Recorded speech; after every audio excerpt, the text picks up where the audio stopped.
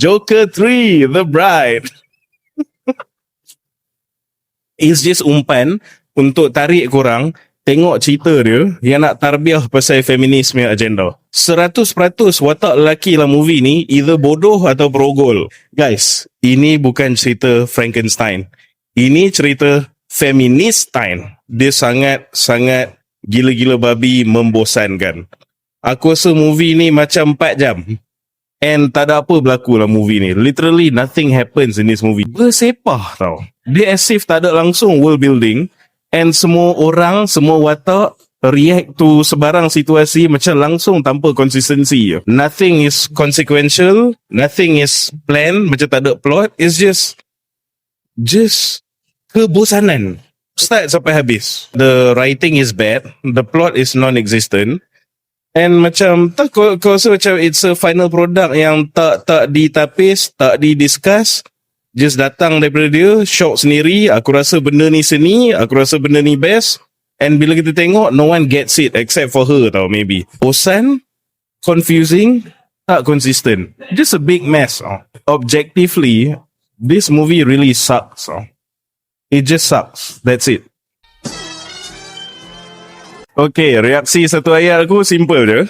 Korang suka movie Joker 2 tak? Well, this is the movie for you guys. Joker 3, The Bride. Benda first aku tak suka pasal filem ni is dia sangat gila-gila babi, membosankan. Aku rasa movie ni macam 4 jam.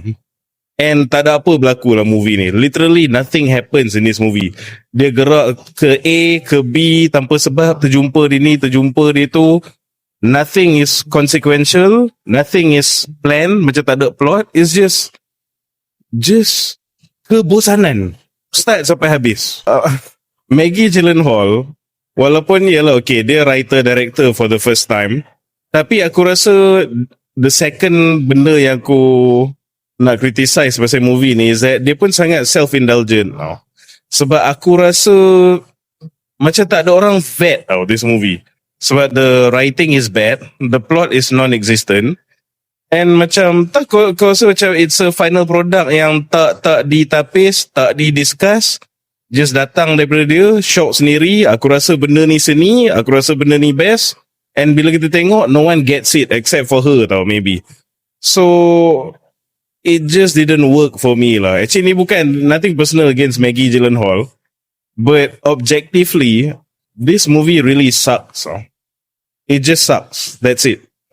The thing about Folie à Deux, kita orang semua tak suka sebab dia pun bosan, dia pun self-indulgent. Tapi kan Folie à Deux, kau tak boleh kata kau keliru tengok Folie à Deux. You cannot say you're confused bila tengok Folie à Deux. Sebab yalah, dia masuk Joker, masuk trial, dia debate pasal siapa diri dia, atau flag ke, Joker ke, habis.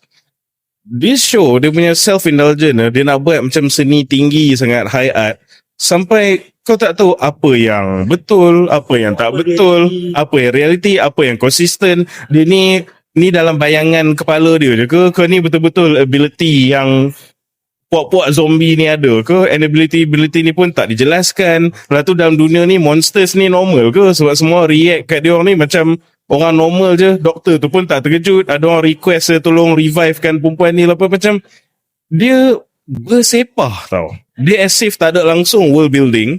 And semua orang, semua watak react to sebarang situasi macam langsung tanpa konsistensi. So kalau kau nak compare dengan Folie à Deux at least dia bosan tapi dia konsisten. Dia bosan dan dia tak confusing. Yang ni bosan, confusing, tak konsisten. Just a big mess. Lepas tu the other thing yang aku nak criticize pasal movie ni, kau tahu again, aku ni is a big monster fan.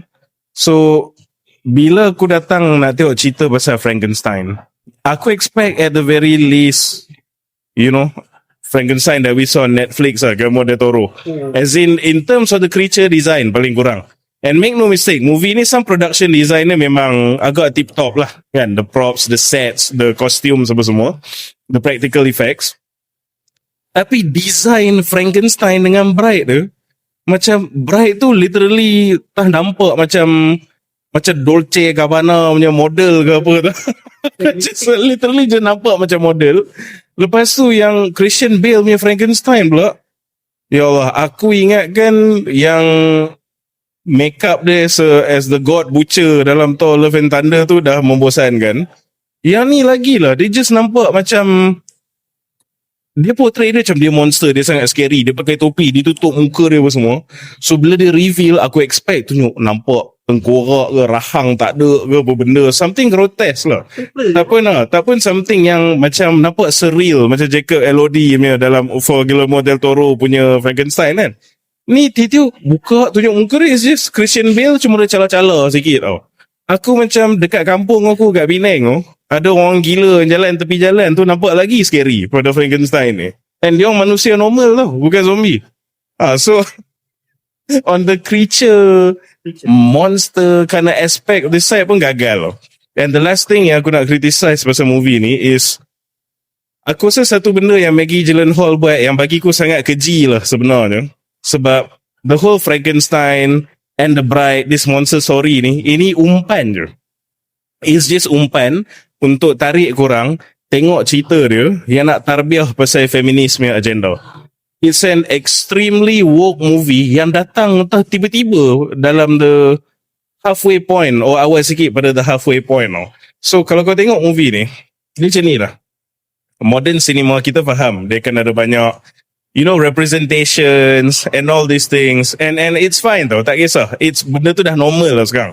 Kena ada orang kulit hitam, kena ada some woke punya agenda sikit-sikit apa semua. Tapi movie ni dia literally umpan kau. Ni Frankenstein guys, monster guys, dia punya Bride guys.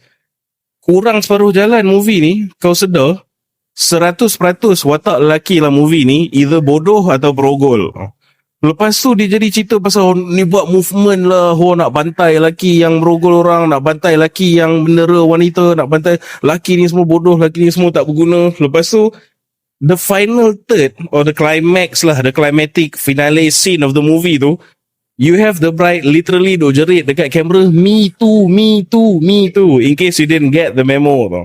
So dia rasa macam terkena pancing jugalah in a way tu. Sebab kau datang, kau just nak have a good time, tengok a monster movie, fine, tak kisahlah a monster movie tapi romance Frankenstein and dia punya Bride kan.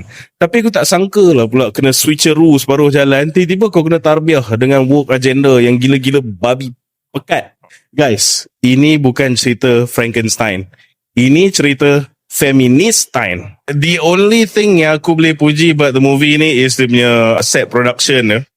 Sebab kau tengok dia punya setting, so dia pun patut buat in the 30s lah, 1930s macam tu kan. Memang nampak lah a reflection of that era kan. Macam aku pun with my profession as an architect, aku tengok bangunan-bangunan dia, nampak lah you have the art deco style kind of like architecture of that zaman.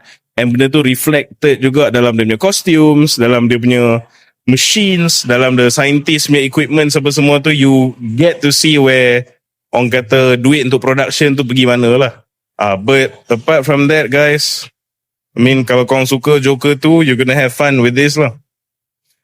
Rating ke 10, sepanjang movie tu, jujur cakap, aku duk fluctuate between 02, 02, 02.